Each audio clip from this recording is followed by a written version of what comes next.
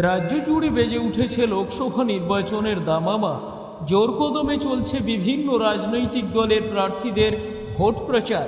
আজ জেলার দুই বিধায়ককে সঙ্গে নিয়ে নদীপথে বিচ্ছিন্ন দ্বীপ ঘোড়ামারাতে ভোট প্রচারে গেলেন মথুরাপুর লোকসভা কেন্দ্রের তৃণমূল প্রার্থী বাপি হালদার। কাকদ্বীপের লট নাম্বার ৮ থেকে লঞ্চে করে কুলপির বিধায়ক যোগরঞ্জন হালদার এবং সাগরের বিধায়ক তথা সুন্দরবন উন্নয়ন মন্ত্রী বঙ্কিমচন্দ্র হাজরাকে সঙ্গে নিয়ে ঘোড়ামারা দ্বীপে ভোট প্রচারে গেলেন বাপি হালদার। ঘোড়ামারার খেয়াঘাটে নদীর পাড়ে তৃণমূল প্রার্থী বাপি হালদারকে স্বাগত জানাতে শতাধিক তৃণমূল কর্মী সমর্থকেরা উপস্থিত ছিল। ঘোড়ামারা দ্বীপে পৌঁছেই পাত্রপাড়া শীতলা মন্দিরে পুজো দিয়ে ভোট প্রচার শুরু করলেন তৃণমূল প্রার্থী বাপি হালদার। বাইকে চেপে ঘোড়ামারা এলাকা ঘুরে দেখলেন ও প্রার্থী রাস্তাতে কথা বললেন সাধারণ মানুষের সঙ্গে, শুনলেন তাদের অভাব, অভিযোগ, দাবি দেওয়ার কথাগুলোও।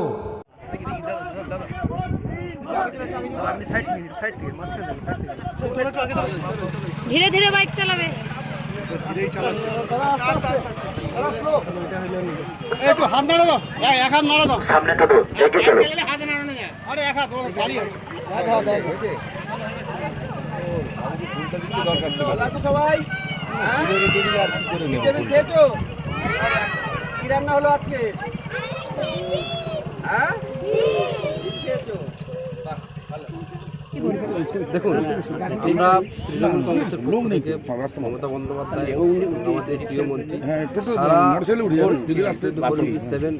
মানুষের ভালোবাসা, ভালো তাদের সাথে থেকে তাদের পাশে থেকে চেষ্টা করেছেন এই এলাকার উন্নয়ন করতে। আজকেও আমরা দেখছি, আজকের বহু মানুষ বলছেন তাদের মাটির বাড়ি রয়েছে, তাদের লিস্টে নাম রয়েছে, তারা এখনো পর্যন্ত আবাসের টাকা পাচ্ছে না। মানুষ বঞ্চিত কেন্দ্রীয় সরকারের বিভিন্ন প্রকল্প থেকে। বারে বারে তারা আমরা আন্দোলন করেছি।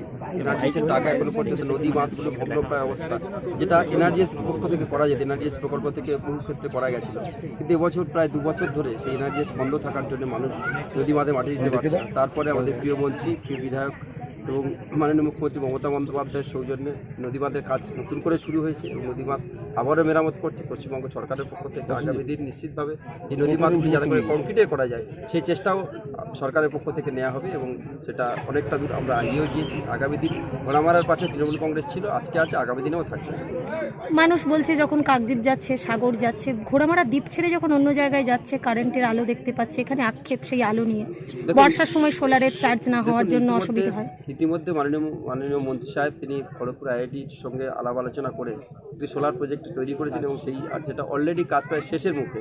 আর কয়েকদিন গেলে মানুষ প্রত্যেকটা মানুষ বাড়িতে তারা আলো পাবেন সেই ব্যবস্থা তিনি করে দিয়েছেন এবং আমরা বারে বারে বলছি আমরা মানুষের পাশে ছিলাম, মানুষের পাশে আছি। আগামী দিন তাদের যে দুঃখ কষ্ট, সেই দুঃখ কষ্ট আমাদের মনে করে আমরা আগামী দিন তাদের সেই দুঃখ কষ্ট দূর করব।